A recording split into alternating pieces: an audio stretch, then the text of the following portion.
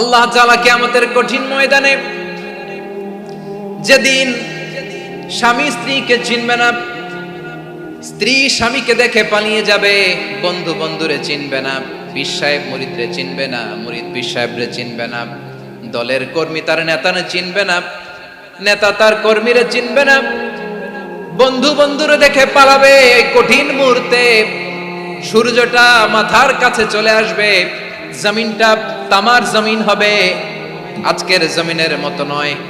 মানুষ ঘর্মাক্ত, ক্লান্ত, শ্রান্ত মাথার মগজগুলো কানের ছিদ্র আর নাকের ছিদ্র দিয়ে বেয়ে বেয়ে পড়বে। বিশ্বনবী ফরমান, ময়দানে 7 শ্রেণীর ব্যক্তিকে রব্বুল আলামিন তার আরশের নিচে ছায়া দিবেন। তার মধ্যে প্রথম শ্রেণীর ব্যক্তি হলো ইমামুন আদিল। ইমামুন আদিল, ন্যায়পরায়ণ শাসক, যে ইনসাফের সাথে বিচার করে, যে জাস্টিস সমাজে সার্ভ করে, যে সুশাসন নিশ্চিত করে, ওই ইমামুন আদিল। আদিল শব্দটা বুঝছেন না? ইন্নাল্লাহা ইয়া'মুরু বিল আদল, পাইছেন? আদিল। 7 শ্রেণীর ব্যক্তিকে আল্লাহ তাআলা সুশীতল আরশের নিচে ছায়া দিবেন, যেদিন তার দেয়া ছায়া ছাড়া কোনো ছায়া থাকবে না। এর প্রথম হচ্ছে ইমামুন আদিল, ন্যায়পরায়ণ শাসক। চিল্লায় বলেন সুবহানাল্লাহ। আবার বিশ্বনবী বললেন, ইন্নাল মুকসিতিনা ইনদাল্লাহি আলা মানাবিরা মিন নূর আন ইয়ামিনির রহমান। কিয়ামতের দিন যারা ন্যায়পরায়ণ হিসেবে আল্লাহর সামনে দাঁড়াবে, কিয়ামতের দিন রব্বুল আলামিন তার আরশের ডান দিকে ওই ন্যায়পরায়ণ লোকদের জন্য আরশের ডান দিকে একটা নূরের মিম্বারে তাদেরকে বসার সুযোগ করে দিবে। আল্লাহর আরশের ডান দিকে ন্যায়পরায়ণ লোকদের জন্য আল্লাহ তাআলা নূরের মিম্বার বানাবে। চারটেখানে কথা মনে করেছেন? আল আদাল, জাস্টিস। ইন্নাল্লাহা ইয়া'মুরু বিল আদল। আল্লাহ তাআলা এই আদালতের নির্দেশনা দেয়, সুবিচার, সুশাসন। প্রিয় ভাইয়েরা, এটা আমরা বাংলাদেশে চাই কি চাই না? এই যে অরাজকতা, এই যে অন্যায়, এই যে জুলুম, এই যে ইনকনসিস্টেন্সি সমাজের অসঙ্গতির প্রধান কারণ জাস্টিস নাই, সুবিচার নাই, সুশাসন নাই। শেষবারের মতো আওয়াজ করে বলেন তো, আমরা বাংলাদেশে আদল চাই কি চাই না? তাহলে প্রথম নির্দেশনা শেষ, আল্লাহ তাআলা তোমাদেরকে আদলের আদেশ দেন। এরপরে আল্লাহ বললেন, আমি তোমাদেরকে ইহসানের আদেশ দেই। ইন্নাল্লাহা ইয়া'মুরু বিল আদলি ওয়াল ইহসান। আমি তোমাদেরকে যেমনি আদলের নির্দেশনা দেই, তেমনি ভাবে তোমাদেরকে ইহসানের নির্দেশনা দেই। ইহসান, আওয়াজ করে সবাই বলেন তো ইহসান। সবাই বলেননি, সবাই বললে এতটুকু আওয়াজ হবে আমি বিশ্বাস করি না। আওয়াজ করে বলুন আল ইহসান। ইহসান মানে কারো প্রতি সফট হার্টেড হওয়া, মহানুভব হওয়া, অনুগ্রহ পরায়ণ হওয়া, অনুগ্রহশীল হওয়া, একে অপরের প্রতি দয়াদ্র হওয়া। একে অপরের প্রতি দয়াদ্র, অনুগ্রহশীল হওয়া ছাড়া মানবিক সমাজ কশিনকালেও গঠন করা সম্ভব না। প্রিয় ভাইয়েরা, সুন্দর আচরণ দিয়ে, ইহসান দিয়ে যা জয় করা যায়, নরম আচরণ দিয়ে যেটা অর্জন করা যায়, কঠোরতা দিয়ে সেটা পারা যায় না। বিষ্ণু ঈসা ইসলাম ইহসান দিয়ে, কোমল আচরণ দিয়ে, তার অনুগ্রহ দিয়ে তিনি অনেক কাফিরের হৃদয়কে জয় করে ফেলেছেন। সাইয়েদনা সুমামা ইবনে উসাল রাদিয়াল্লাহু তাআলা আনহুর কথা মনে পড়ে যায়। তিনি ছিলেন ইয়ামামার বাদশা। মদিনাতে বিশ্বনবীকে হত্যা করার নিয়তে এসেছিলেন, গোপনে গোপনে বিশ্বনবীকে হত্যা করে আবার ইয়ামামাতে তিনি ফিরে যাবেন। কিন্তু কি অবাক করা কাণ্ড, হত্যা করতে পারে নাই, সাহাবাদের হাতে তিনি ধরা পড়ে গেলেন। সাইয়েদনা সুমামা ইবনে উসাল রাদিয়াল্লাহু তাআলা আনহু হত্যার নিয়তে আসলেন, কিন্তু হত্যা করতে পারলেন না। সাহাবারা ওনাকে ধরে ফেললেন, ধরে মসজিদে নববীর পিলারের মধ্যে বেঁধে রাখলেন। সুমামা ইবনে উসাল, সিরাত থেকে শোনেন, সিরাত থেকে শোনাচ্ছি, রাদিয়াল্লাহু তাআলা আনহু ইয়ামামার অধিপতি ছিলেন। ইয়ামামা বিশ্বনবীকে হত্যার জন্য আসছেন, ধরা পড়ে গেছেন, এখন মসজিদে নববীতে বেঁধে রাখছেন, তার মানে বন্দী। এখন স্ট্যাটাস কি? বন্দী, ক্যাপটিভ। তো বিষ্ণু ঈসা ইসলাম সাহাবাদেরকে বললেন, তার খোঁজ খবর নিও, সুমামা ইবনে উসালের খোঁজ খবর নিও। সাহাবারা বলেন, ইয়া রাসূলুল্লাহ, আপনাকে হত্যা করতে এসেছে, তার তো কঠিন ক্যাপিটাল পানিশমেন্ট হওয়া দরকার, কঠিন শাস্তি হওয়া দরকার। বিশ্বনবী বললেন, না, আমি যেটা জানি তোমরা সেটা জানো না। তোমরা সুমামার সাথে ভালো আচরণ করো। বিশ্বনবী সুমামার কাছে গেলেন। প্রথম দিন যে তিনি কালেমার দাওয়াত দিলেন, ইমানের দাওয়াত দিলেন, ইসলামের দাওয়াত দিলেন, রিসালাতের দাওয়াত দিলেন, আখিরাতের দাওয়াত দিলেন। পরের দিন যে বিশ্বনবী সালাতের দাওয়াত দিলেন, যাকাতের দাওয়াত দিলেন, ইসলাম কি, কিভাবে, কেমন করে পালন করতে হয় চমৎকার আর্টিকুলেট করতে শুরু করলেন। তন্ময় হয়ে সুমামা ইবনে উসাল রাদিয়াল্লাহু তাআলা আনহু বিশ্বনবীর কথাগুলো শুনতে আরম্ভ করলো।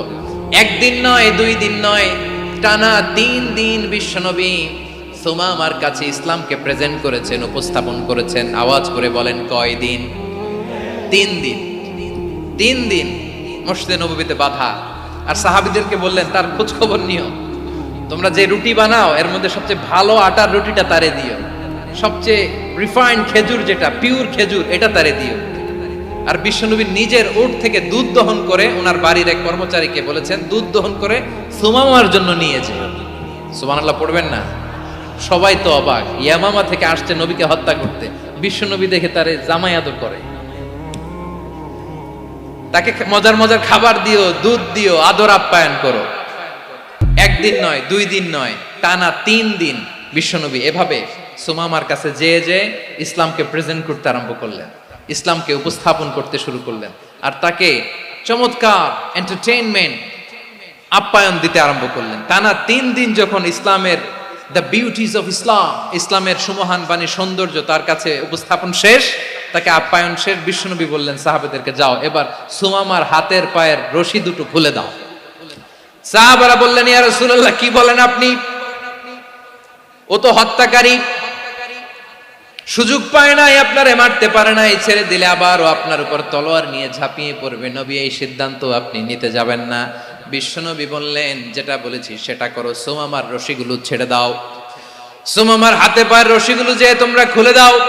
সাহাবারা তর্ক জুড়ে দিলেন, লা ইয়া রাসূলুল্লাহ, এমনটা করবেন না, তো ভয়ঙ্কর ভয়ঙ্কর খুনি, কি জানি কি হয়ে যায়। বিশ্বনবী বললেন, না, তার হাতে পায়ের রশিগুলো খুলে দাও। সাহাবারা বিশ্বনবীর কথা মতো তার হাতে পায়ের রশিগুলো খুলে দিল। সুমামা মুহূর্তের মধ্যে মসজিদে নববী থেকে বের হয়ে ইয়ামামায় ফিরে না যে মসজিদে নববীর পাশে একটা খেজুর বাগান ছিল, সেখানে চলে গেলেন। সেখানে একটা ছোট্ট কুয়া ছিল, কুয়ার পানি দিয়ে তিনি গোসল করলেন। সুবহানাল্লাহ পড়েন। কুয়ার পানি দিয়ে গোসল করে মসজিদে নববীর সামনে এসে বিশ্বনবী এবং সাহাবাদের সামনে দাঁড়িয়ে সাব্বাবা উঁচু করে বললেন, আশহাদু আল্লা ইলাহা ইল্লাল্লাহ ওয়া আশহাদু আন্না মুহাম্মাদান আবদুহু ওয়া রাসূলুহু। আল্লাহু আকবার। আমি সাক্ষ্য দিচ্ছি আল্লাহ ছাড়া কোনো ইলাহ নাই, আর মুহাম্মদ আল্লাহ তাআলার প্রেরিত বান্দা এবং রাসূল। প্রিয় ভাইয়েরা, ইহসান দিয়ে যা জয় করা যায়, কঠোরতা দিয়ে সেটা কঠিনকালেও জয় করা যায় না। আওয়াজ করে বলেন, ঠিক কি না?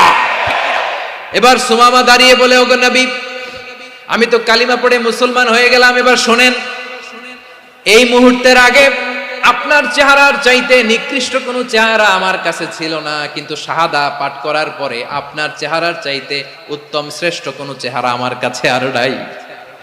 ও নবী, আজকের দিনের আগে ইসলাম ধর্মের চেয়ে নিকৃষ্ট অপছন্দনীয় কোনো ধর্ম আমার কাছে ছিল না, কিন্তু এই মুহূর্ত থেকে ইসলামের চেয়ে সেরা শ্রেষ্ঠ পছন্দনীয় কোনো ধর্ম আমার কাছে নাই।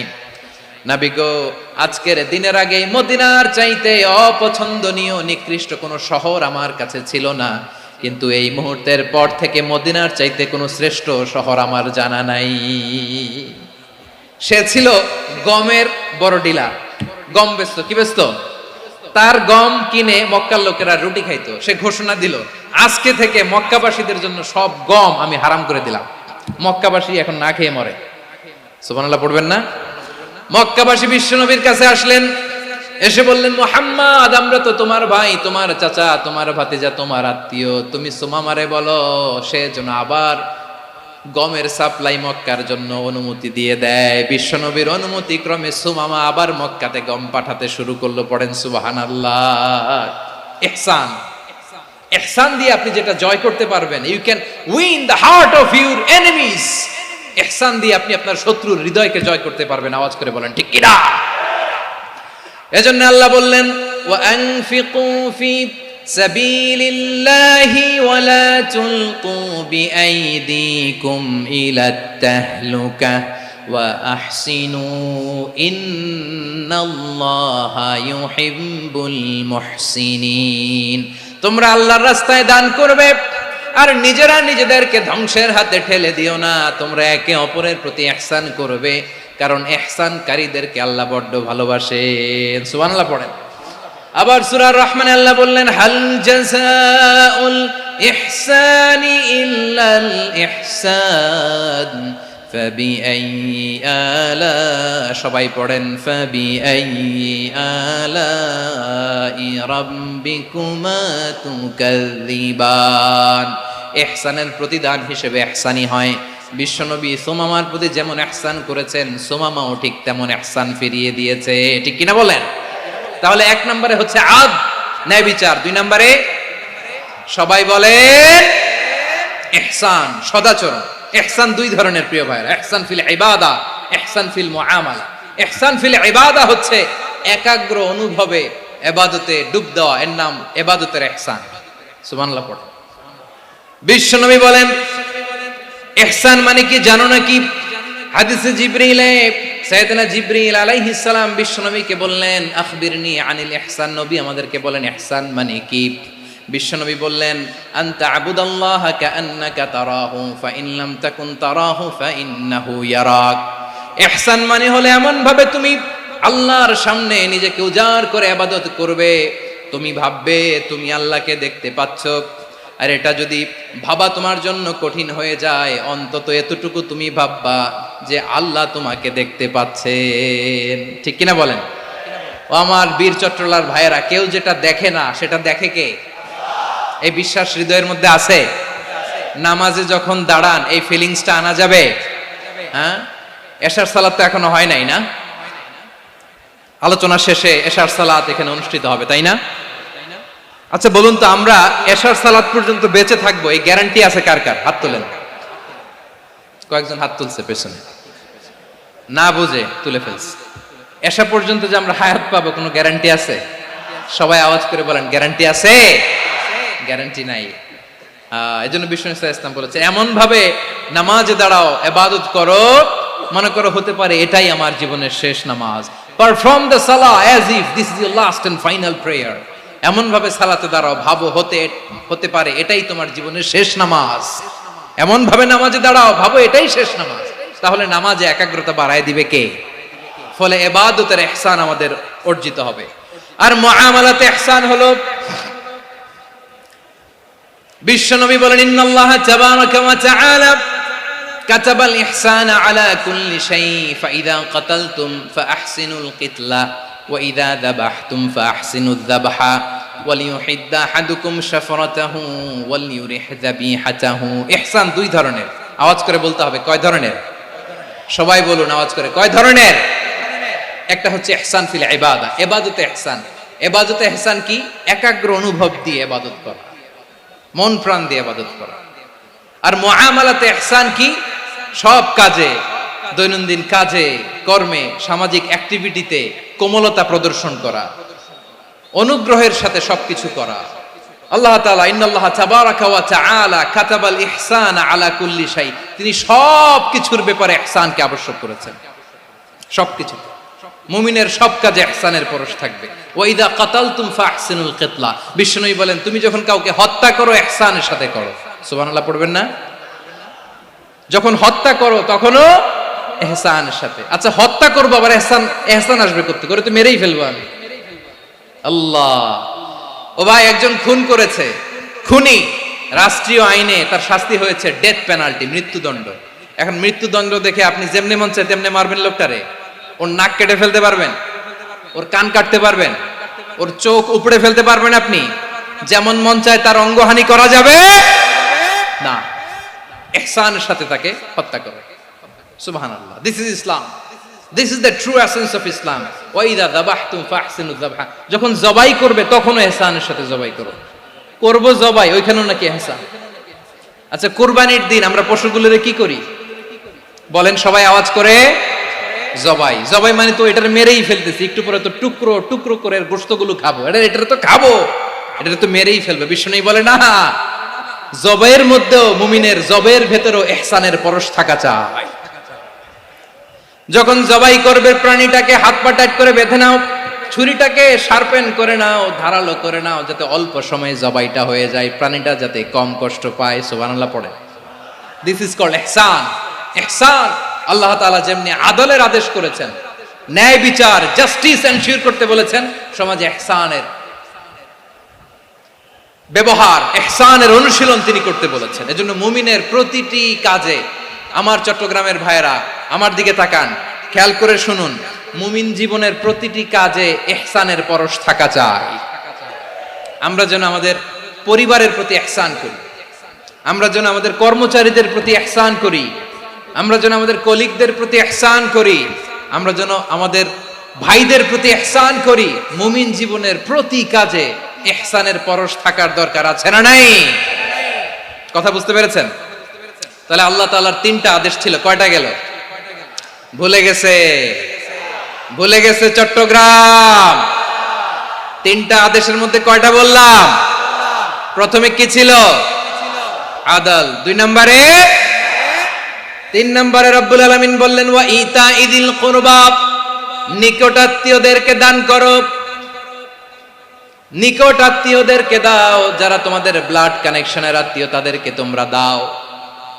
এখানে জেনারেলি বললেন দাও, কি দিব সেটা তিনি এখানে বলেন নাই, সেটা তিনি সূরাতুল ইসরার মধ্যে বলেছেন। আল্লাহ বলেন ওয়া আতিযাল কুরবা হাক্কাহ, নিকট আত্মীয়দেরকে তাদের অধিকার, তাদের প্রাপ্য তোমরা বুঝিয়ে দাও। দেখেন, একটা শান্তির সমাজ, একটা সমৃদ্ধ সমাজ, একটা মানবিক সমাজ গঠনের জন্য আল্লাহ তাআলা বেশি না, মাত্র 3টা অর্ডার, 3টা ভার্ডিক্ট তিনি জারি করেছেন। 1 নাম্বার সুশাসন, ন্যায় বিচার। 2 নাম্বার ইহসান। 3 নাম্বার নিকটাত্মীয়, যারা কাছের, তোমার ভেরি ক্লোজ রিলেশনশিপে আছে, তাদেরকে দাও। দাও, দিলে বাড়িয়ে দেয় কে? অনেকে দিতে চায় না, কৃপণতা করে। দিলে বাড়ায় দেয় কে? ও মিয়া, মদিনার মধ্যে সবচাইতে গরিব সাহাবী ছিল বেলাল রাদিয়াল্লাহু তাআলা আনহু। ওনার এন্টায়ার অ্যাসেট, সম্পদের পরিমাণ কতদূর জানেন? একটা লুঙ্গি। বেলাল রাদিয়াল্লাহু তাআলা আনহু, ওনার টোটাল ওয়েলথের এস্টিমেশন হচ্ছে মাত্র একটা লুঙ্গি।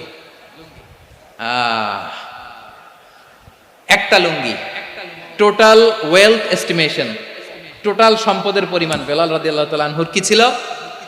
কথা বোঝে নাই বোধহয়। কি ছিল? ওই বেলাল রাদিয়াল্লাহু তাআলা আনহুকে বিষ্ণু ইসলাম বলেছেন আনফিক ইয়া বেলাল, ও বেলাল তুমিও দাও। ওয়ালা তাখশা মিন যিল আরশি ইখলালা, আরশের অধিপতির তো কোনো ঘাটতি নাই, তুমি দিলে ওই আল্লাহ তোমারে বাড়ায় দিবে। এজন্য আমার প্রিয় ভাইয়েরা, দিলে কমে না, দিলে বাড়ে। অনেকে ধরে রাখে, নতুন কিছু নিতে পারে না, হাত দিয়ে যেটা ধরে রেখেছেন এটা দিয়ে দেন, বড় একটা ধরার সুযোগ পাবেন। জোরে বলেন ঠিক কিনা? ধরেন 5 কেজি ওজনের একটা ধরে রাখছেন, এখন 10, এটা না ছাড়লে 10 কেজি ধরতে পারবেন আপনি?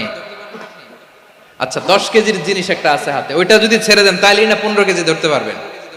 কথা বলেন ঠিক কিনা? তাহলে দিলে বাড়িয়ে দেয় কে? রব্বুল আলামিন বললেন 3 নাম্বার আদেশ হলো তোমাদের প্রতি সমাজটারে কেমন করে মানবিক সমাজ, সুন্দর সমাজ গড়বা। 3 নাম্বার আদেশ হলো ওয়া আতিদাল কুরবা হাক্কা, নিকটাত্মীয়দেরকে তাদের প্রাপ্য বুঝিয়ে দাও। এই নিকটাত্মীয়দেরকে তাদের অধিকার বুঝিয়ে দেওয়া, প্রাপ্য বুঝিয়ে দেওয়াতে আমাদের গাফলতি আছে না নাই? চট্টগ্রামে নাই? মাশাআল্লাহ আছে, আছে। অনেকে দেখবেন অনেক আল্লাহওয়ালা তাহাজ্জুদ গুজার, সেজদা দিতে দিতে কপালে কালো দাগ ফেলে দিছে, সে তার বোনের হকটা আদায় করে নাই। আছে না নাই? হ্যাঁ, এখানেও আছে। সর্বনাশ। অনেক বড় হাজী সাহেব, বিশাল লম্বা দাড়ি, ছেলেরে সব দিয়ে দিছে, মেয়েরে কিছু দেয় নাই, মেয়ের হক আদায় করে নাই। আছে না নাই? এই হাজী সাহেবেরা, এই আল্লাহওয়ালারা কিয়ামতের ময়দানে আটকে যাবে। আপনি অন্যের অধিকার নষ্ট করেছেন, তাদের রাইটস কে ভায়োলেট করেছেন। এজন্য আল্লাহ তাআলা বলেন, কারো অধিকার যদি কেউ নষ্ট করে, ওই সমাজটা মানবিক সমাজ কঠিনকালেও হতে পারে না। এজন্য 3 নম্বর আল্লাহ বললেন ওয়া ইতাইদিল কুরবা, নিকটাত্মীয়দেরকে দাও। কি দিবা? তাদের অধিকার দিয়ে দাও, বোনের অধিকার বুঝিয়ে দাও, মেয়ের অধিকার বুঝিয়ে দাও, ফুফুর অধিকার বুঝিয়ে দাও। দেখবেন অনেক মায়েরা ছেলের পাতে মুরগির রান দেয়, মেয়ের পাতে দেয় মুরগির ঠ্যাং। এরকম আছে না নাই? ছেলেরা কি দেয় মুরগির, মেয়ের পাতে কি দেয়? তো মেয়ের কি মুরগির রান খেতে মনে চায় না? মনে চায় না? এমনটা করা যাবে না। নিকটাত্মীয়দেরকে অধিকার দিয়ে দাও, নিকটাত্মীয়ের সাথে সুসম্পর্ক রাখো। আদেশটা কার?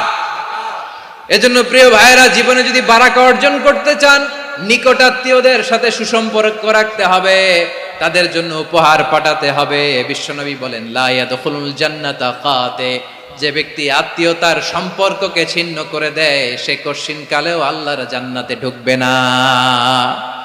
আপনি কি এটারে সহজ হাদিস মনে করছেন? এটা সহজ কথা? আপনি ভাবছেন আপনার নামাজ আপনার বাঁচাতে পারবে, আপনার রোজা বাঁচাতে পারবে, আপনার তাহাজ্জুদ আপনারে বাঁচাতে পারবে? অধিকার নষ্ট করলে কিছুই আপনারে বাঁচাতে পারবে না। এজন্য নিকট আত্মীয়দেরকে দিতে হবে বেশি বেশি। বিশ্বনবী বলেন, ইন্না সাদাকাতা আলাল মিসকিনি সাদাকা ওয়া আলা যির রাহিমি ইসনাতান সাদাকাতুন ওয়া সিলা। মিসকিন রে দান করলে শুধু দানের সওয়াব হয়, নিকট আত্মীয়কে দান করলে দুইটার সওয়াব হয়। সাদাকার সওয়াব হয়, আবার আত্মীয়তার বন্ধন অটুট রাখার সওয়াব হয়ে যায়।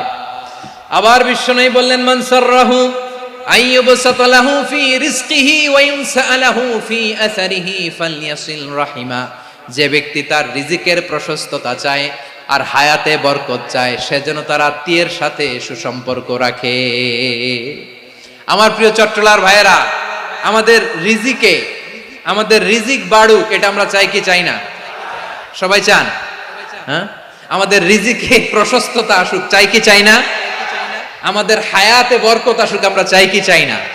এই দুইটা যদি চান, তাহলে নিকট আত্মীয়দের সাথে সুসম্পর্ক রাখবেন, পারবেন? তাহলে সমাজটারে মানবিক সমাজ বানায় দিবে কে? তিনটা আদেশ চলে গেল। কয়টা? আওয়াজ করে বলেন। 1 নম্বরে কি ছিল? 2 নম্বরে, 3 নম্বরে নিকট আত্মীয়দেরকে দান। আপনাদেরকে আরো শোনার আগ্রহ আছে? আপনাদের মনোযোগ আছে না গেছে? কষ্ট হচ্ছে না? মাশাআল্লাহ, মাশাআল্লাহ। তাকবীর পড়ুন, লিল্লাহি তাকবীর।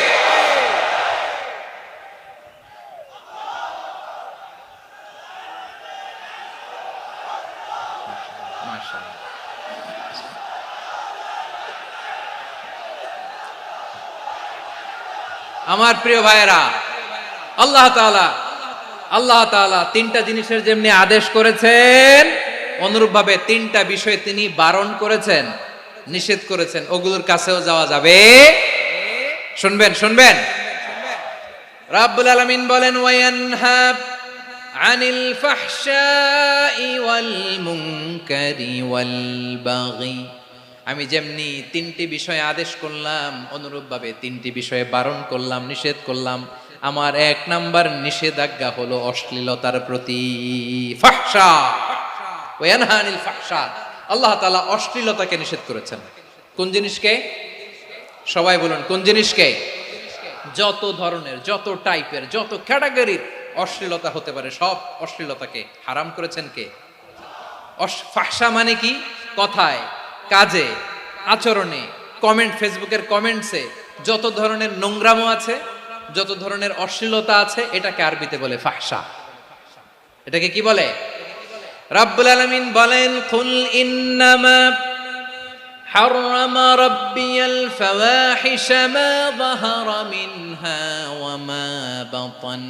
ও নবী, আপনি বলে দেন, আমার রব প্রকাশ্য, অপ্রকাশ্য, স্পষ্ট কিংবা অস্পষ্ট, দৃশ্যমান কিংবা অদৃশ্যমান সব অশ্লীলতাকে হারাম করেছেন। সব ধরনের অশ্লীলতা হারাম, সব ধরনের। আল্লাহ তাআলা আমাদেরকে অশ্লীলতা থেকে বাঁচান, অশ্লীলতা থেকে তিনি আমাদেরকে হেফাজত করুক। পড়েন আমিন। এবার বলেন, আমাদের সমাজে অশ্লীলতা আছে না নাই? চট্টগ্রামে নাই? আমি কই নাই, ওনারা বলে আছে। দেখছেন, আমি সামহাও বাঁচায় দেওয়ার ট্রাই করতেছি, ওনারা বলে আছে। অশ্লীলতা নানা ভাবে, নানা নামে, নানা মোড়কে আমাদের সমাজে আছে না নাই? সংস্কৃতির নামে, ফ্যাশনের নামে, বিনোদনের নামে, উপন্যাসের নামে, কনসার্টের নামে অশ্লীলতা আছে না নাই? আপনি দেখেছেন কনসার্টগুলোর অবস্থা? এই যে আতিফ আসলাম যে আসছে আমাদের দেশে, তারপর কে কে আসছে, আমাদের তরুণ তরুণীরা, আমাদের যুবক যুবতীরা, আমাদের জেনজিরা, কি অবস্থা ওইখানে? হ্যাঁ, কি অবস্থা? কে বাঁচাবে ওদের? কে রক্ষা করবে ওদের ইমানের, ওদের চরিত্রের হেফাজতের গ্যারান্টি কে দিবে? কনসার্টের নামে অশ্লীলতা আছে না নাই? ছেলে মেয়ে একে অপরকে জড়ায় ধরতেছে, একে অপরকে চুমো খাচ্ছে প্রকাশ্যে, দিবালোকে, গণমানুষের সামনে। আল্লাহ তাআলা এই অশ্লীলতা থেকে আমাদেরকে বেঁচে থাকতে বলেছেন, বেঁচে থাকতে বলেছেন। রূপালী জগতের নামে অশ্লীলতা আছে না নাই? এই টার্মটা আপনারা জানেন না? রূপালী জগৎ কি জগৎ? আসলে কি রূপালী জগৎ না অন্ধকার জগৎ? আমার বোনেরা, আপনাদেরকে যে কি বলে তারা বুঝায়, রূপালী জগৎ শুনেই আপনি ভরকে যাবেন না। রূপালী জগতে যে নারী যত বেশি উলঙ্গ, সে নাকি তত বেশি সাহসী। জানেন, বলে এটা একটা সাহসী নারী, খুব সাহসী পদক্ষেপ তার। যত বেশি শরীর থেকে কাপড় নামাতে পারবে, যত বেশি বস্ত্রহীন হয়ে নিজেকে প্রেজেন্ট করতে পারবে, সে নাকি তত বেশি সাহসী। আমার চট্টলার ভাইয়েরা, শয়তানের প্রথম এজেন্ডা ছিল বনি আদমকে বস্ত্রহীন করা। সে আদম এবং হাওয়া আলাইহিস সালামকে নিষিদ্ধ গাছের ফল খাইয়ে তাদেরকে বস্ত্রহীন করেছে। এই জামিনেও সে আমাদেরকে বস্ত্রহীন করতে চাইবে। এই রূপালী জগতের নামে তারা এটা করে। আমার প্রিয় বোনেরা, আপনি জানেন না আপনার দাম কত। ওরা আপনাদেরকে বিজ্ঞাপনের সস্তা পণ্য বানাতে চায়। ওরা আপনাদেরকে ওদের ভোগের লিপসার টুলস বানাতে চায়। ওরা আপনাদেরকে দিয়ে ওদের খায়েশ পূরণ করতে চায়। এটা আপনাদের জন্য মোটেও ডিগনিটি নয়, এটা আপনাদের জন্য সম্মান নয়। আপনার সম্মান শালীনতায়, আপনার সম্মান হেজাবে, আপনার সম্মান ভদ্রতায়, আপনার সম্মান আপনার ডিসেন্ট পোশাকে। পোশাক বলে দেয় এই নারীটা ভদ্র না অভদ্র। পোশাক বলে দেয় এই মেয়েটা কোন ঘরের মেয়ে। আওয়াজ করে বলেন ঠিক কিনা? আপনি জানেন না, আপনারা সস্তা পণ্য বানায়, ভোগের পণ্য, বিলবোর্ডে আপনাকে উলঙ্গ করে উপস্থাপন করে। এই অশ্লীলতার সাথে ইসলামের কোনো সম্পর্ক। এজন্য আল্লাহ বলেন, আমি অশ্লীলতাকে হারাম করেছি। অশ্লীলতাকে হারাম করার প্রথম কারণ হলো এর মাধ্যমে মানবতাকে অপমানিত করা হয়। কারণ মানুষের সম্মান মানুষের পোশাকে। মানুষ যখন পোশাকহীন হয়ে যায়, বস্ত্রহীন হয়ে যায়, তার সম্মান কমে যায়। ঠিক কিনা? অশ্লীলতাকে হারাম করার প্রথম কারণ হচ্ছে মানুষ মানুষকে অপমান করে। একটা নারী, সে তো সম্মানিত, নারী যে কত সম্মানিত নারীরা এটা বুঝেই নাই। বিশ্বনবী বলেন, আর দুনিয়া কুল্লুহা মাতা ওয়া খায়রু মাতা'আদ দুনিয়া আল মারআতুস সালিহা। আমার বোনেরা, 5টা প্যান্ডেলে আপনারা এলইডিতে আমার আলোচনা শুনছেন, আমি জানি। আপনাদের এই গর্ভ যে কত দামি আপনি জানেন না। আপনার পেট থেকেই আসবে আগামী দিনের সালাহুদ্দিন আল আইয়ুবী। আপনার পেট থেকেই আসবে অনাগত দিনের ইমাম মাহদী আল মুনতাযর। আপনার পেট থেকেই আসবে অনাগত দিনের ফয়সাল, ওয়াসিম, মুগ্ধ, আবু সাইদের মতো বীর যোদ্ধা।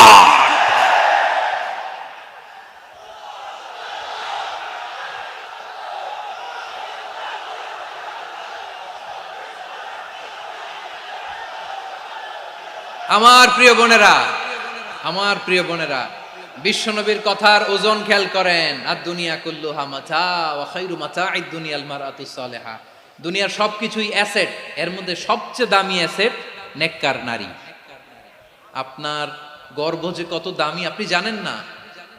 নিজের সময়টাকে কাজে লাগান, কোরআন পড়েন, সুন্নাহ পড়েন। আপনার অনেক দায়িত্ব ঘরে। You are the MD of your family. একটা family it's a very big institution. পরিবার একটা অনেক বড় প্রতিষ্ঠান। and you are the MD of your institution. আপনি এই পরিবারের MD, managing director of your family. এখানে আপনার কত দায়িত্ব। আপনি ছেলে মেয়েদেরকে তারবিয়া করবেন, আপনি আপনার স্বামীর জন্য ঘরটার জান্নাতের নীর বানাবেন, আপনার জন্য জান্নাতের ডুপ্লেক্স বাড়ি ওইখানে তৈরি করে রাখবে কে? আপনি যে কত দামি আপনি জানেন না। নারীদেরকে আল্লাহ বানিয়েছেন উচ্চতর করে, নিম্নতর নয়। নারীদেরকে ছোট্ট জিনিস দিলে এটারে বড় করে দেয়। নারীদেরকে ভ্রূণ দিলে, শুক্রাণু দিলে নারী এটারে বাচ্চা বাচ্চা হিসেবে উপহার দেয়, ঠিক কিনা? বিয়ের মাধ্যমে স্বামী যখন তার শুক্রাণু তার স্ত্রীকে উপহার দেয়, স্ত্রী রিটার্নে কি উপহার দেয়? ফুল ফর্ম বেবি, মানব সন্তান। দেখছেন, আপনি দিলেন একটু, উনি দিছে বিশাল। আপনি যদি নারীকে বাজার এনে দেন, নারী এটাকে সুস্বাদু খাবারে রূপান্তর করে দেয়। আপনি তাকে একটা মুচকি হাসি দিয়ে দেন, সে তার কলিজা দিয়ে দেয়। কিন্তু যদি আপনি তার মনে কষ্ট দেন, সে আপনার জীবনকে জাহান্নাম বানায়া দেয়। খবর আছে, নারীর মন বুঝতে পারলে নেয়ামত, বুঝতে না পারলে কিয়ামত, ঠিক কিনা বলে? কত দামি আপনি জানেন না, জানেন না আপনি কত দামি, অনেক দামি আপনি। আপনাদেরকে যেন ভোগের সস্তা পণ্য বানাতে না পারে, আপনাদেরকে সচেতন থাকতে হবে, সজাগ থাকতে হবে, কনসার্ন থাকতে হবে। শয়তানের ওই হাতছানির দিকে আর নজর দেওয়া যাবে না। তাহলে কেন আল্লাহ তাআলা এই ফাহশা অশ্লীলতাকে হারাম করলেন? এক নাম্বার, এতে হিউম্যান ডিগনিটি কমে। দুই নাম্বার, এতে মানুষের অধিকার নষ্ট হয়। আপনি বিয়ে করেছেন, এরে পরকিয়া করেন, ওর সাথে এরকম আছে না নাই? স্ত্রীর অধিকার নষ্ট করেছেন। আপনি বিবাহ সম্পর্কে আবদ্ধ হয়েছেন তার সাথে, আপনি পরকিয়া করেন ওই ছেলের সাথে, আপনি আপনার হাজবেন্ডের সাথে বিট্রে করেছেন। এজন্য আল্লাহ অশ্লীলতাকে হারাম করেছে। অশ্লীলতাকে হারাম করার আরেকটা কারণ হচ্ছে আল্লাহ তাআলা এই হিউম্যান জেনারেশনকে এটাকে প্রিজার্ভ করতে চায়। হিফজুন নাসল, এটা মাকাসিদুশ শরিয়ার অনেক গুরুত্বপূর্ণ একটা মাকাসিদ, অনেক গুরুত্বপূর্ণ। আপনার নাসল, আপনার জেনারেশনকে সংরক্ষণ করা। এই যে আসতেছে ফেব্রুয়ারি, কত ফেব্রুয়ারি জানো? এটা কি বিশ্ব ভালোবাসা দিবস? হ্যাঁ, কি দিবস? এই বিশ্ব ভালোবাসা দিবসের সাথে মুসলমানদের কোনো সম্পর্ক নাই। আমার প্রিয় ভাইরা, এই যে আপনি অবৈধ সম্পর্কে জড়ালেন, কেন আল্লাহ অশ্লীলতাকে হারাম করেছে দেখেন। বলতেছিলাম যে এটা আপনার নাসল, আপনার জেনারেশন, আপনার লিনিয়েজ, আপনার বংশকে প্রিজার্ভ করা। কে কার বাবা, কে কার মা, বাবা মা জানা, প্রজন্মকে প্রিজার্ভ করা, এটা ইসলাম ওয়াজিব করে দিয়েছে। এই যে অবৈধ সম্পর্কের কারণে, বিশ্ব বেহায়া দিবসের কারণে, এগুলোর আউটকাম, আউটপুট হিসেবে মাঝে মাঝে ঢাকা মেডিকেলের ডাস্টবিনে নবজাতকের বাচ্চার কান্নার আওয়াজ শুনতে পাওয়া যায়। চট্টগ্রাম মেডিকেলের ডাস্টবিনে নবজাতকের কান্না শুনতে পাওয়া যায়। বীর চট্টলার মুসলমানেরা বুঝতে পারলে আওয়াজ করে বলেন, এই যে চট্টগ্রাম মেডিকেলে যে নবজাতকটা পাওয়া গেল, ওর বাবাকে আমাকে বলেন, ওর বাবাকে, ওর মাকে, ও কোন ফ্যামিলির সন্তান কেউ জানে? আপনি হিউম্যান ডিগনিটিকে অপমান করেছেন না? আপনি তার ভবিষ্যৎকে অন্ধকার করেছেন না? আপনি তার লিনিয়েজকে প্রশ্নবিদ্ধ করে দিয়েছেন না? এই জন্য আল্লাহ তাআলা অশ্লীলতাকে আমাদের জন্য হারাম করে দিয়েছেন। পড়েন সুবহানাল্লাহ। এই জন্য রাব্বুল আলামিন বলেন, কুল ইন্নামা হারামা রাব্বিয়াল ফাওয়াহিশা মা যাহারা মিনহা ওয়া মা বাতান। প্রকাশ্য অপ্রকাশ্য সব অশ্লীলতাকে হারাম ঘোষণা করে দিয়েছে কে? আবার দুনিয়ার বুকে যারা অশ্লীলতার প্রসার করে তাদের জন্য শাস্তি মজুদ রেখেছে কে? রাব্বুল আলামিন বলেন, ইন্নাল্লাযীনা ইউহিব্বুনা আন তাশিআল ফাহিশাতু ফিল্লাযীনা আমানু লাহুম আযাবুন আলীমুন ফিদ দুনিয়া ওয়াল আখিরাতি ওয়াল্লাহু ইয়ালামু ওয়া আনতুম লা তা'লামুন। নিশ্চয়ই যারা বিশ্বাসীদের মাঝে অশ্লীলতার প্রচার প্রসার করতে চায় তাদের জন্য আমি মর্মন্তুদ শাস্তি প্রস্তুত করে রেখেছি, দুনিয়াতেও রেখেছি, আখিরাতেও রেখেছি। ঘোষণাটা কার? যারা এই নাটকের নামে, সিনেমার নামে, রূপালী জগতের নামে, মুভির নামে, ওটিটি প্ল্যাটফর্মের নামে আমার সমাজে অশ্লীলতা ছড়াতে চায়, তাদের জন্য কঠিন মর্মন্তুদ শাস্তি মজুদ রেখে দিয়েছে কে? ও আমার বোনেরা, এখনো আপনি জাগবেন না? এখনো আপনার চিন্তার দুয়ারে এখনো নাড়া পড়ে নাই? ওরা আপনাকে উলঙ্গ বানাতে চায়, ওরা আপনাকে আইটেম গার্ল বানাতে চায়। এজন্য ইসলাম অশ্লীলতাকে হারাম করেছে। হারাম। ইসলাম বলেছে যোজন যোজন দূরে থাকো, ওরা বলে না কাছে আসো, কাছে আসার গল্প, ক্লোজ আপ ওয়ান, কাছে আসার গল্প আছে না নাই? চট্টগ্রামে তো এগুলো নাই মাশাআল্লাহ। হ্যাঁ, এখানেও আছে ক্লোজ আপ ওয়ান, কাছে আসার গল্প।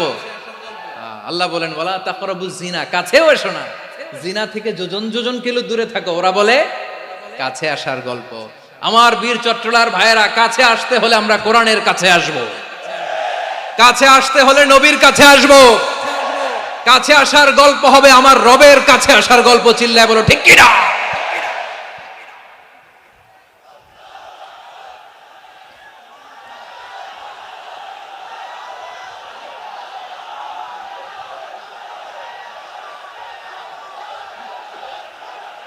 বসুন বসুন আমার ভাইয়েরা।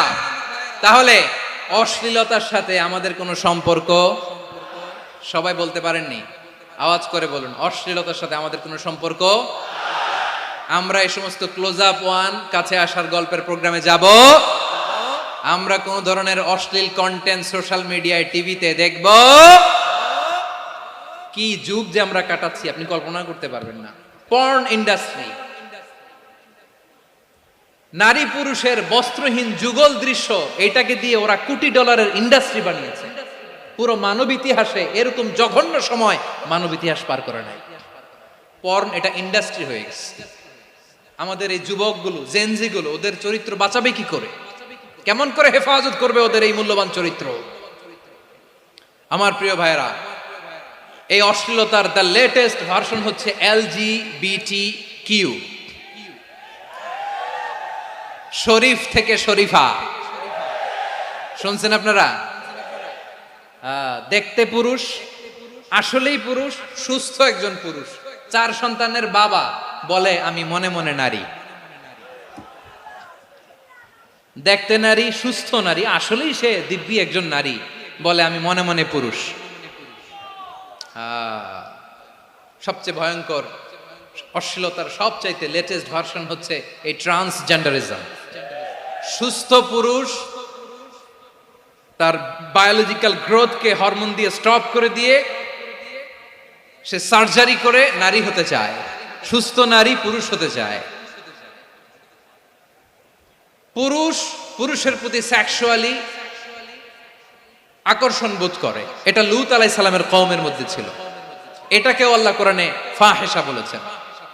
ওয়ালুতান ইয ক্বালা লিকাওমিহি আতাতুনাল ফাহিশাতা মা সাবাকাকুম বিহা মিন আহাদিম মিনাল আলামিন। লূত আলাইহিস সালাম বললেন, তোমরা কি এমন এক অশ্লীল কার্যক্রমে ডুব দিলে নাকি যেটা গোটা বিশ্বের কেউ কখনো করে নাই, তোমরাই প্রথম করেছো? পড়েন নাউযুবিল্লাহ। এই পশ্চিমের এই রোগ আমার দেশে যেন আসতে না পারে, আমাদের সজাগ থাকতে হবে। প্রিয় ভাইরা, চিল্লায় বলেন ঠিক কিনা? পশ্চিমের অবস্থা ভয়ঙ্কর। পাশ্চাত্যে, আমি যুক্তরাষ্ট্রে ছিলাম অনেকদিন, কয়েক মাস, বিভিন্ন স্টেটে ঘুরেছি। গার্ডিয়ানরা উদ্বিগ্ন, ছেলে মেয়েদেরকে, ছোট্ট ছেলে মেয়ে, ওদেরকে জিজ্ঞেস করে, তুমি how do you feel right now inside yourself? তুমি ভিতরে ভিতরে কেমন ফিল করো? তোমার কি ছেলে ছেলে লাগে না মেয়ে মেয়ে লাগে? আচ্ছা বলেন, এই ছোট্ট বাচ্চাটা ওকে এগুলো জেন্ডার অ্যাসাইনমেন্ট বলতে এগুলো কিছু বুঝে? এইভাবে মিসগাইড করা হচ্ছে। কৌতূহল বশত ছোট্ট ছেলে যদি বলে আমার তো মেয়ে মেয়ে লাগে, তখন বলে যে না তুমি মেয়ে, ছেলে না। মা বাবা বাধা দিলে ওকে আলাদা গভর্নমেন্ট হাউসে নিয়ে যাবে। ভয়ঙ্করতম অবস্থা। আমরা একটা সময়ে শুনতাম যে হুজুর আমার ছেলেটা খুব ভালো, হাফেজে কোরআন, আল্লাহওয়ালা। হুজুর আমার ছেলে দাড়ি রাখছে, আল্লাহওয়ালা। হুজুর আমার ছেলে 5 ওয়াক্ত সালাত জামাতের সাথে পড়ে, তার মানে আল্লাহওয়ালা। পশ্চিমে যে আমি কি শুনছি জানেন? ওরা বলে হুজুর আমার ছেলেটা ইউনিভার্সিটির একটা মেয়ের সাথে প্রেম করে, ও খুব আল্লাহওয়ালা, হুজুর দোয়া করবেন। এর কারণ ওদের কাছে আল্লাহওয়ালার ক্রাইটেরিয়া হচ্ছে হুজুর আমার ছেলেটা আরেক ছেলের পছন্দ করে নাই, আমার মেয়েটা আরেক মেয়েকে ভালোবাসে নাই, এজন্য আমার ছেলেটা আল্লাহওয়ালা, হুজুর ওর জন্য একটু দোয়া করে দিয়েন। কি চ্যালেঞ্জ ওরা ফেস করতেছে। ওনার ছেলে যে আরেক ছেলেরে বিয়ে করবে না, এটাতেই উনি খুশি যে আলহামদুলিল্লাহ আমার ছেলেটা একটা মেয়েরে ভালোবাসে, আমার মেয়েটা একটা ছেলেরে ভালোবাসে, মানে এটা খুব আল্লাহওয়ালা। নাউজুবিল্লাহ পড়তে পারলেন না? এজন্য অশ্লীলতার সাথে আমাদের কোন সম্পর্ক। রব্বুল আলামিন বলেন ওয়ায়ানহা আনিল ফাহশাই ওয়াল মুনকারি ওয়াল বাগি তিনটা জিনিসকে আমি নিষিদ্ধ করলাম। এক নাম্বার হলো ফাহশা, অশ্লীলতা। দুই নাম্বারে হলো মুনকার, সমস্ত মন্দ কাজ। আপনাদের মনোযোগ আছে না? শেষ করে দিব? আর 2-1 মিনিট শুনবেন? আচ্ছা বলি তাহলে, আর 2-1 মিনিট। তাহলে নিষেধাজ্ঞা জারি করেছেন তিনটা জিনিসের উপর। এক নাম্বার কি? ফাহশা, অশ্লীলতা। দুই নাম্বার মুনকার। মুনকার মানে হচ্ছে যত মন্দ কাজ, খারাপ কাজ, বাজে কাজ, এটার বলে মুনকার। এটার কি বলে? আপনারা পড়ছেন না, তা'মুরুনা বিল মা'রুফি ওয়া তানহাউনা আনিল মুনকার। ভালো কাজের আদেশ, সৎ কাজের আদেশ, অসৎ কাজের নিষেধ। মুনকার, মুনকার হচ্ছে মানুষের স্বাভাবিক বিবেকবোধ যেটাকে খারাপ বলে, ওইটাই মুনকার। পৃথিবীর সব আসমানি গ্রন্থ যেটাকে খারাপ বলেছে, মানুষের স্বাভাবিক বিবেকবোধ যেটাকে খারাপ বলেছে, এগুলো সব মুনকার। যেমন ইফটিজিং, এটা কি ভালো না খারাপ? মজুদদারি, খাদ্যে ভেজাল দেওয়া, ওজনে কম দেওয়া, মাছে ফরমালিন মিশানো, চাঁদাবাজি, টেন্ডারবাজি, দখলবাজি, এগুলো আমাদের স্বাভাবিক বিবেকেই বলে এগুলো খারাপ, এগুলো হচ্ছে মুনকার। আল্লাহ তাআলা এই মুনকার থেকে আমাদেরকে বেঁচে থাকতে বলেন, আর শয়তান এই মুনকারের প্রতি আমাদেরকে উদ্বুদ্ধ করে। আল্লাহ তাআলা বললেন, ইয়া আইয়ুহাল্লাযীনা আমানু লা তাত্তাবিউ খুতুওয়াতিশ শাইতান ফাইন ওয়া মান ইয়াত্তাবি' খুতুওয়াতিশ শাইতানি ফাইন্নাহু ইয়া'মুরু বিল ফাহশাই ওয়াল মুনকার। আল্লাহ বললেন, আমার গোলামেরা শোনো শোনো, ও আমার বিশ্বাসী বান্দারা খবরদার, তোমরা কশিনকালেও শয়তানের পদাঙ্ক অনুসরণ করবে না, কারণ শয়তান তোমাদেরকে অশ্লীলতা এবং মন্দ কাজের দিকে উদ্বুদ্ধ করে। আমাদের কাজ হচ্ছে শয়তান আমাদেরকে যেদিকে নিতে চায় আমরা তার উল্টা দিকে যাব, ঠিক কিনা বলে? শয়তান এই মন্দ কাজকে আমাদের কাছে বিউটিফাই করে, চাকচিক্যময় করে আমাদের সামনে উপস্থাপন করে।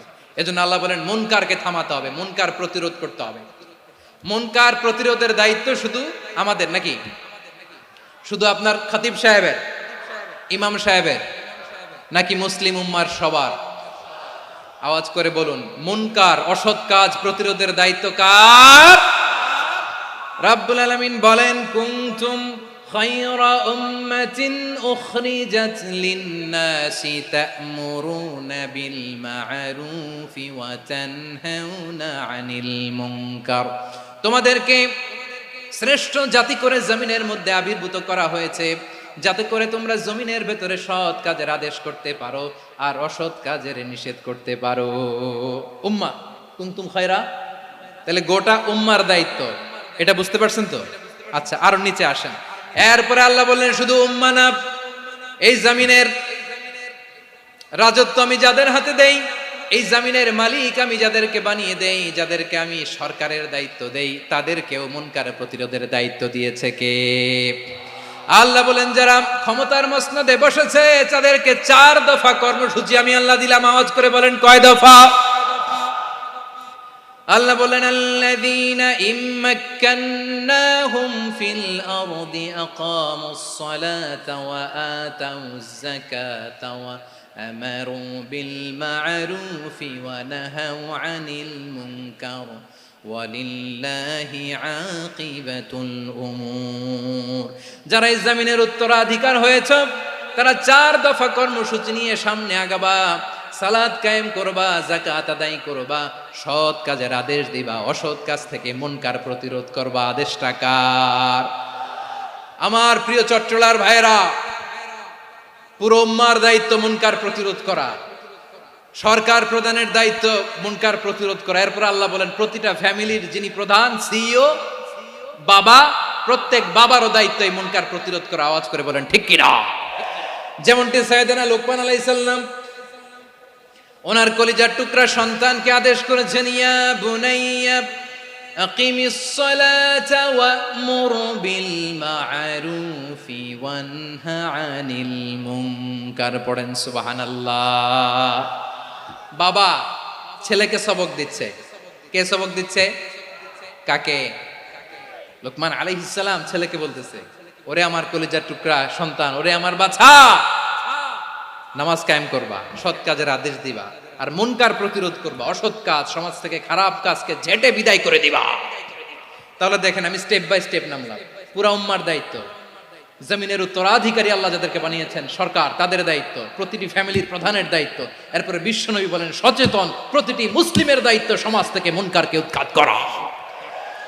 বিশ্বনবী বলেছেন মান রাআ মিনকুম মুনকারান ফালিয়ুগাইয়িরহু বিয়াদিহি ফাইন লাম ইয়াস্তাতি ফাবিলিসানিহি ওয়া ইন লাম ইয়াস্তাতি ফাবিকলবিহি ওয়া যালিকা আযআফুল ঈমান।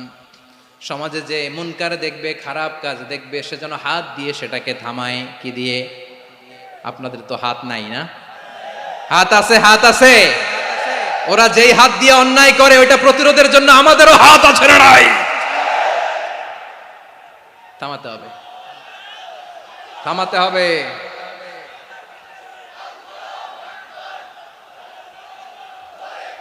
বসুন আমার প্রিয় ভাইয়েরা, ওরা ওদের যে হাত দিয়ে টেন্ডারবাজি করে, চাঁদাবাজি করে, ইফটিজিং করে, দখলবাজি করে, যে হাত দিয়ে, ওই মুনকার থামায় দেওয়ার জন্য আল্লাহর দেয়া আমাদেরও দুটি হাত আছে না নাই?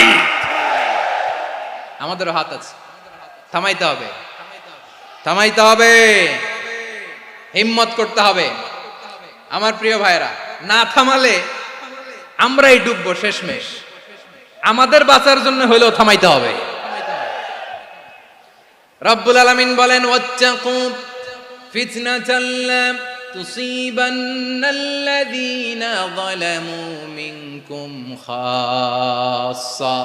ও আমার গোলামেরা, ওই আযাবকে ভয় করো যে আযাব যখন আমি জমিনের বুকে পাঠাই শুধু জালেমদেরকেই মারি না, আলেমদেরকেও মারি। আযাব যখন আসে তখন শুধু জালিমই মরে না, আলেমও মরে। জানেন মুসা আলাইহিস সালামের পায়ে একবার একটা লাল পোকা কামড় দিয়েছে, লাল পিঁপড়া। লাল পিঁপড়া কামড় দিলে খুব আরাম লাগে না? কি লাগে? হ্যাঁ, জ্বলে না? লাল একটা পিঁপড়া কামড় দিছে, তো উনি রেগে মেগে পাশি দেখে লাল পিঁপড়ার বাসা, পা দিয়ে ডলে মুছে সবগুলো পিঁপড়া মেরে ফেলছে। এই ঘটনাটা আল্লাহ ঘটিয়েছেন। এজন্য মুসা আলাইহিস সালাম ছিলেন কালিমুল্লাহ, সরাসরি আল্লাহর সাথে কথা বলতেন। তিনি আল্লাহকে জিজ্ঞেস করেছিলেন, আল্লাহ তুমি যখন কোনো জনপদে আযাব পাঠাও, শাস্তি দাও, ওখানকার শুধু জালেমরাই তো মরে না, ভালো মানুষগুলাও মরে, তো আযাব দিবা মুশরিকদের উপর দিবা, অবাধ্যদের উপর দিবা, ভালো মানুষগুলারে মারো কেন? আল্লাহ বললেন, মুসা তোমার যে কামড় দিছিল পায়ের মধ্যে পিঁপড়া, কয়টা পিঁপড়া? জোরে বলেন। একটা পিঁপড়া, তো সবগুলারে মারলা কেন? রেগে মেগে পুরো পিঁপড়ার বাসা ভেঙে ম্যাসাকার করলা কেন? এই মুসা, আমি যখন অ্যাকশনে যাই, আমি যখন শাস্তি দেই, তখন এত বাস বিচার করা হয় না, বাস বিচার করা যায় না। যখন অ্যাকশনে যাওয়া হয় ওইটা ডাইরেক্ট অ্যাকশন হয়ে যায়। চিল্লায় বলো ঠিক কি না? এজন্য আমাদের বাঁচার জন্য হলেও এই পাপ থামাতে হবে, এই শয়তানের অট্টহাসি থামাতে হবে, অন্যায় অপরাধ সমাজ থেকে আমাদের থামাতে হবে। কারণ আযাব আসলে ওরাও মরবে, আমরাও মরব। একটা জাহাজ 2 তলা, আপনি আছেন 2য় তলায়, শুনতেছেন? শুনতেছেন? জাহাজ কয় তলা? আপনি কোন তলায়? 2য় তলায়। নিচের তলার কিছু লোক জাহাজের তলা ছিদ্র করতে আরম্ভ করছে। কি ছিদ্র করতেছে? আচ্ছা, জাহাজের তলা ছিদ্র করলে তলা দিয়ে কি ঢুকে? এখন আপনি যদি বলেন আমার কি, আমি তো 2 তলায়, আমার কি, আমি তো সেফ, আমি তো সেফ জোন, আমি তো ভালো আছি, আমি তো ভালো আছি, ওরা ছিদ্র করে ওরা মরবে। আসলে কি শুধু ওরা মরবে, নাকি তলা ফুটো হলে ভিতরে পানি ঢুকলে আপনারও শরীর সমাধি হবে?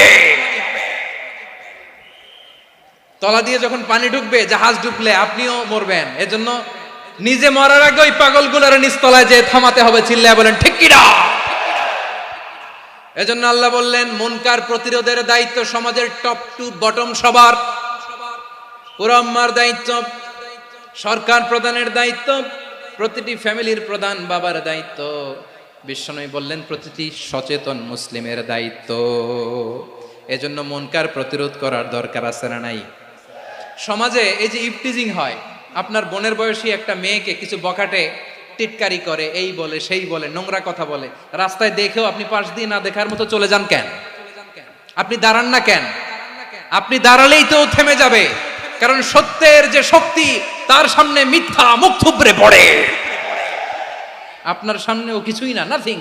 আপনি দাঁড়ান, ওকে প্রশ্ন করেন যে আমার বোনকে তুমি ডিস্টার্ব করো কেন? আপনাকে দেখে আরো 5 জন দাঁড়াবে, 5 জনকে দেখে আরো 10 জন দাঁড়াবে। আমাদের নীরবতা আর আমাদের নিশ্চুপ থাকাই জালিমদেরকে আরো শক্তিশালী জালিম বানিয়েছে। এজন্য মুনকার প্রতিরোধের দায়িত্ব আমাদের সবার। টেন্ডারবাজি, চাঁদাবাজি, দুর্নীতি, অপরাধ, দখলদারিত্ব, মজুদদারি, এগুলো সব কিছু একসাথে প্রতিরোধ করতে হবে, ঠিক কিনা বলেন? একটা মানবিক সমাজ যদি চাই, প্রতিরোধ করতে হবে। প্রিয় ভাইয়েরা, আল্লাহর শপথ নিয়ে বলি, এই নাসিহাত গুলো সবার জন্য, সব দলের জন্য, সব মতের মানুষের জন্য।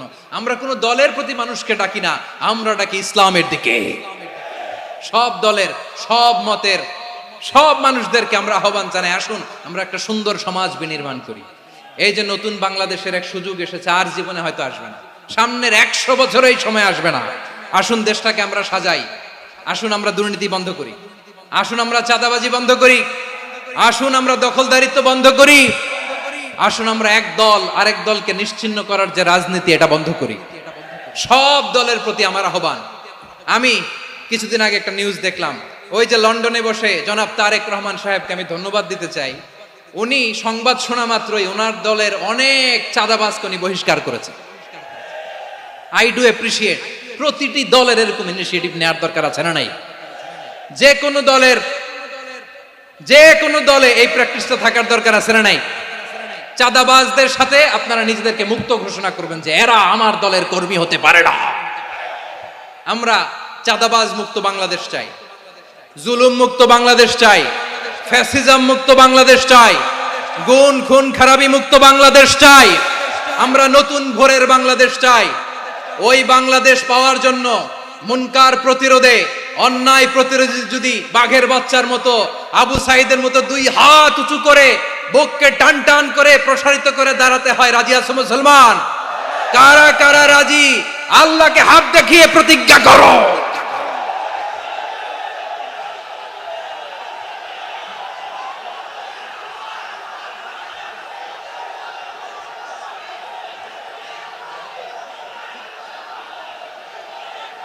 আমার প্রিয় ভাইয়েরা, বসুন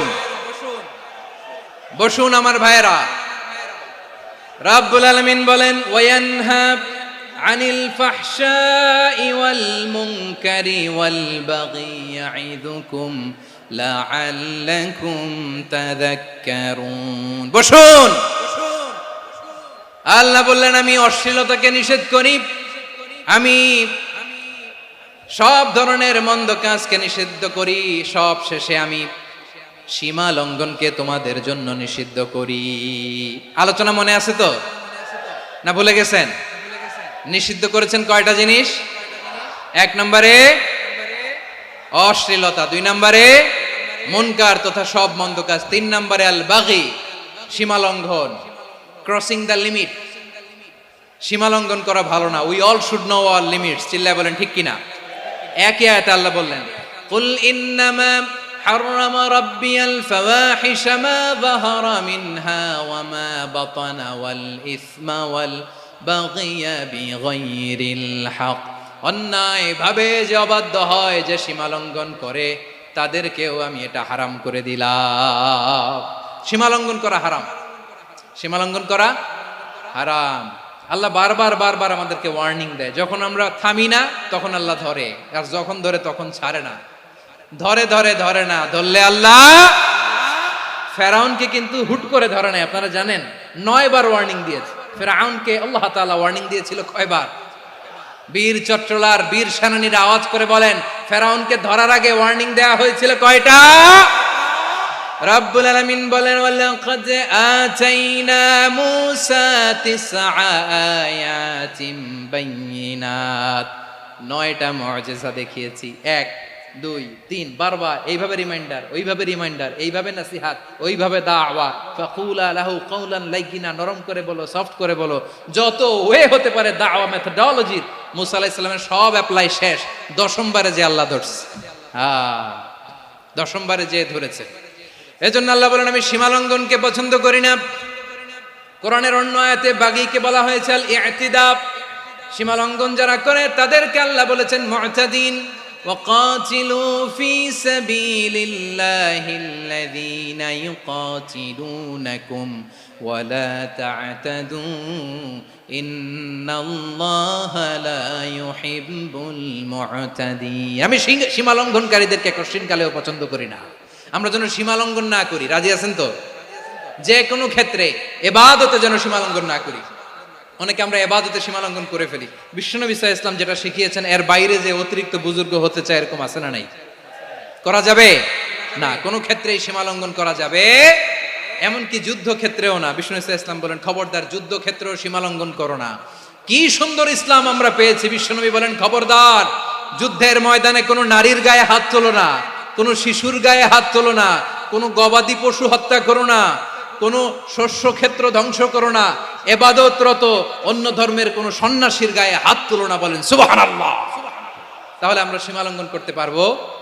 প্রিয় ভাইরা, একটা সুখী সমৃদ্ধ শান্তির সমাজ, মানবিক সমাজ যদি আমরা গঠন করতে চাই, আমাদের আল্লাহর দেয়া কয়টা আদেশ মানতে হবে বলেন দেখি? সবাই বলেন কয়টা? আর বেঁচে থাকতে হবে কয়টা জিনিস থেকে? আওয়াজ করে বলেন কয়টা? আচ্ছা, আদেশ নাম্বার 1 কি ছিল বলেন? আল্লাহর আদেশ কি? 1 নাম্বার আদাল, ন্যায়পরায়ণতা। আমরা সুবিচার, সুশাসন, ন্যায় বিচার চাই কি চাই না? 2 নম্বরে কি ছিল? মাশাআল্লাহ, আওয়াজ করে বলেন 2 নম্বরে কি ছিল? ইহসান। আমরা যেন সবার প্রতি দয়া পরবশ হই, ইহসান করি। 3 নম্বরে কি ছিল? নিকটাত্মীয়দের দান করা, তাদের অধিকার প্রাপ্য বুঝিয়ে দেওয়া। পাশাপাশি 3টা জিনিস থেকে আল্লাহ বারণ করেছেন, নিষেধ করেছেন। তার প্রথমটা ফাহশা, অশ্লীলতা। অশ্লীলতার সাথে আমাদের কোনো সম্পর্ক। আজকের এই ঐতিহাসিক চট্টগ্রামের প্যারেড ময়দান থেকে আমরা যত ধরনের মা তাহারা মিনহা মা বাতান, প্রকাশ্য অপ্রকাশ্য, দৃশ্যমান অদৃশ্যমান, সব অশ্লীলতা থেকে নিজেদেরকে মুক্ত ঘোষণা করলাম। অশ্লীলতাকে আমরা না বলে দিলাম। আওয়াজ করে সবাই বলুন নো। অশ্লীলতার সাথে আমাদের কোনো সম্পর্ক। 2 নম্বর নিষেধাজ্ঞা কি ছিল? আল মুনকার, সমাজের যত মন্দ কাজ এগুলোকে আমরা প্রতিরোধ করব। রাজি আছেন তো সবাই? 3 নম্বরে আল বাগি, সীমালঙ্ঘন। কোন মুসলিম সীমালঙ্ঘন করে না, এমনকি যুদ্ধ ক্ষেত্রেও না। আওয়াজ করে বলেন ঠিক কি না? রব্বুল আলামিন শেষে বললেন ইয়াইদুকুম লাআল্লাকুম তাযাক্কারুন। আল্লাহ তোমাদেরকে উপদেশ দেন যাতে তোমরা শিক্ষা গ্রহণ করো। আমরা উপদেশ দিব, আমরা জোর করে কাউরে কিছু মানাতে চাই না। লা ইকরাহা ফিদ্দিন ওয়া যাক্কির ফা ইন্না যিকরা তানফাউল মুমিনিন। উপদেশ দিলে এটা মুমিনদের কাজে দেয়। লাস্তা আলাইহিম বিমুসাইতির ইন্নামা আনতা মুযাক্কির। নবী হে, আপনি রিমাইন্ডার দাতা, আপনি উপদেশ দিবেন। আমরাও বিশ্বনবীর এই হাদিসগুলো থেকে, কোরআনের আয়াত থেকে রিমাইন্ডার, এই কথামালা, বাণী বাহক হিসেবে এই বাণীগুলো আপনাদের সাথে কাছে পৌঁছে দিলাম। আমরা আল্লাহ তাআলার কাছে প্রার্থনা করি, আল্লাহ আমরা যেন আদল দিয়ে আমাদের সমাজকে গঠন করতে পারি। আল্লাহ আমরা যেন ইহসান করতে পারি, আমরা যেন নিকটাত্মীয়দের দান করতে পারি। আল্লাহ যত ধরনের অশ্লীলতা, অনাচার, মন্দ কাজ, সীমালঙ্ঘন, অবাধ্যতা থেকে যেন আমরা বেঁচে থাকতে পারি। আল্লাহ তাআলা আমাদের সবাইকে কথাগুলো বোঝার ও আমল করার তৌফিক দান করুক। হাযা মা ইনদি ওয়াল ইলমু ইনদাল্লাহ আলাইহি তাওয়াক্কালতু ওয়া ইলাইহি উনীব। প্রিয় ভাইরা, আমি আপনাদের সবার জন্য দোয়া করি, আপনারাও আমার জন্য দোয়া রাখবেন। আমাদের পাশেই আছেন আমাদের সকলের শ্রদ্ধাভাজন, আমাদের মুরব্বী আওলাদে রাসূল আনোয়ার হোসেন তাহের জাবির আল মাদানী হাফিজাহুল্লাহু ওয়া রাআ। সবাই বসুন। উঠবেন না, কেউ উঠবেন না। উঠলেন কেন? উঠলেন কেন? প্যারেড ময়দানের প্রোগ্রাম তো এরকম হইতে পারবে না। বসুন, এটা আল্লামা সাঈদীর স্মৃতি বিজড়িত মাহফিল। বসুন, বসুন। এই মাহফিলের আদব আছে। বসুন, বসুন। সুশৃঙ্খল ভাবে আমরা আখিরি মোনাজাতে অংশগ্রহণ করব।